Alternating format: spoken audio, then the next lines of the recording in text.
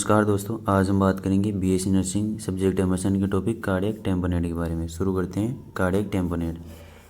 तो इसमें क्या होता है, elevated pressure within the pericardium due to accumulation of pericardial fluid and restrict ventricular filling and cardiac output decreased. इसमें क्या होता है, जो हार्ट होता है, हार्ट की क्या होती है, पेरिकार्डियम लेयर होती है। उसमें पेरिकार्डियम लेयर होती है, तो उसके अंदर क्या होता है, इस पेरिकार्डियल सेक होता है। एक जो पेरिकार्डियम लेयर होती है, इसकी दो लेयर होती है, आउटर पेरिकार्डियम और इनर पेरिकार्डियम, जिसे पेराइटल और विसरल पेरिकार्डियम बोलते हैं।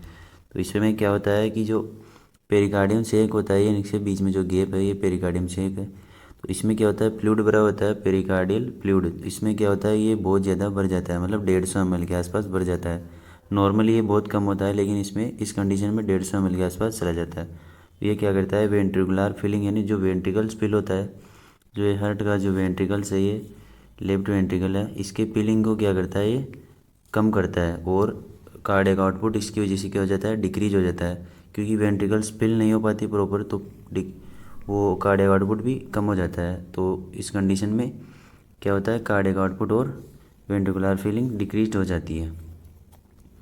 एक्यूट कार्डियक टेम्पोनेट क्या होता है, acute cardiac tamponade occurs when small volume 20 to 50 ml of fluid accumulate rapidly in the pericardium.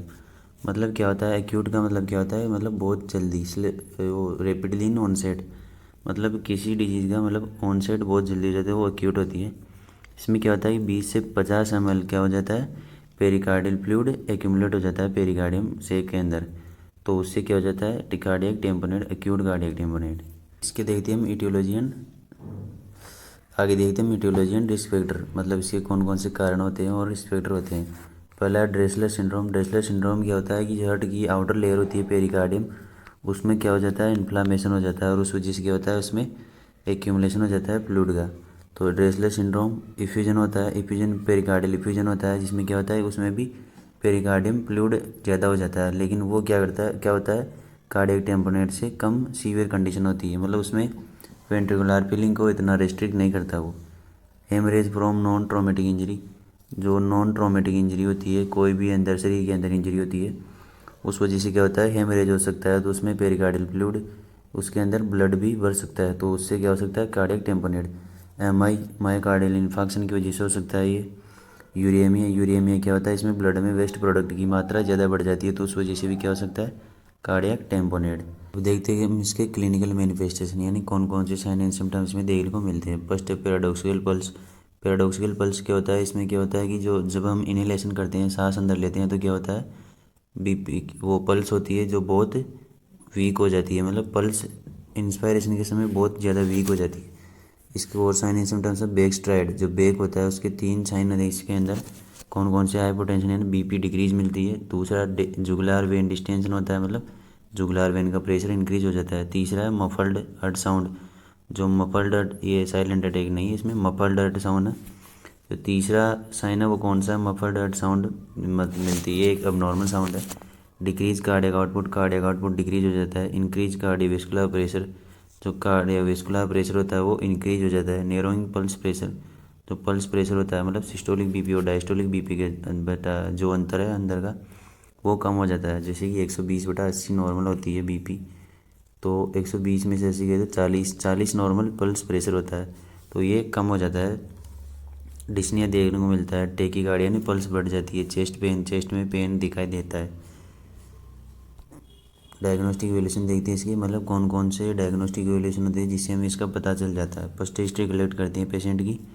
Second है फिजिकल एग्जामिनेशन करते हैं उसका। आगे हम उसका चेस्ट एक्सरे करते हैं, इससे हार्ट का साइज शेप का पता लगता है। इकोकार्डियोग्राफी कर सकते हैं। ईसीजी भी करते हैं। इसमें ईसीजी तो मतलब हार्ट की हर डिजीज़ में लगभग करते हैं।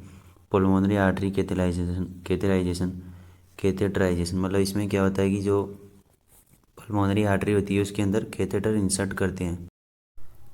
आगे देखते हैं इसका ट्रीटमेंट या मैनेजमेंट। ट्रीटमेंट में देखते हैं, it is a medical condition that require immediate hospitalisation. ये एक मेडिकल इमरजेंसी कंडीशन होती है जिसमें क्या होता है कि हॉस्पिटलाइजेशन जल्दी ही रिक्वायर होता है। The following procedure are use to drain the accumulated fluid. जो एक्यूमुलेट हुआ फ्लूइड पेरिकार्डियल से के अंदर, उसको ड्रेन करने के लिए, निकालने के लिए कौन कौन से प्रोसीजर किए जाते हैं। पहला है पेरिकार्डियोसेंटेसिस। जो पेरिकार्डियम लेयर होती है उसमें से जो फ्लूइड एक्यूमुलेट हुआ है उसको निकालने के लिए करते हैं पेरिकार्डियोसेंटेसिस। फ्लूइड एस्पिरेटेड और drained from pericardium by making puncture. मतलब क्या करते हैं, जो पेरिकार्डियम से एक होती है उसके अंदर पंक्चर करते हैं, फिर उसके थ्रू क्या करते हैं, जो फ्लूइड होता है उसको ड्रेन करते हैं। इसके थ्रू क्या करते हैं, जो पेरिकार्डियल से एक होता है उसमें से जो एक्स्ट्रा फ्लूइड होता है उसे निकाल लिया जाता है। दूसरा सर्जिकल पेरिकार्डेक्टोमी, मतलब जो पेरिकार्डियम लेयर होती है उसको हटा देते हैं बिल्कुल। रिमूवल पेरिकार्डियम, जो पेरिकार्डियम लेयर होती है हट की आउटर लेयर होती है उसको रिमूव कर देना। IV infusion to maintain BP until pericardiocentesis can be performed. जब तक पेरिकार्डियोसेंटेसिस परफॉर्म की जाती है तब तक क्या करते हैं, IV फ्लूइड मेंटेन रखते हैं ताकि BP हार्ट यानी BP की जो ब्लड प्रेशर होता है वो मेंटेन रखा जा सके। Medication that increase BP are helpful such as adrenaline. जो मेडिकेशंस होती है BP को मेंटेन करने वाली, जैसे कि एड्रेनलिन, वो भी दी जाती है, वो भी हेल्पफुल रहती है इसमें। पेशेंट में भी केप्ड ऑन ऑटोथेरेपी के अंदर भी रखा जा सकता है पेशेंट को।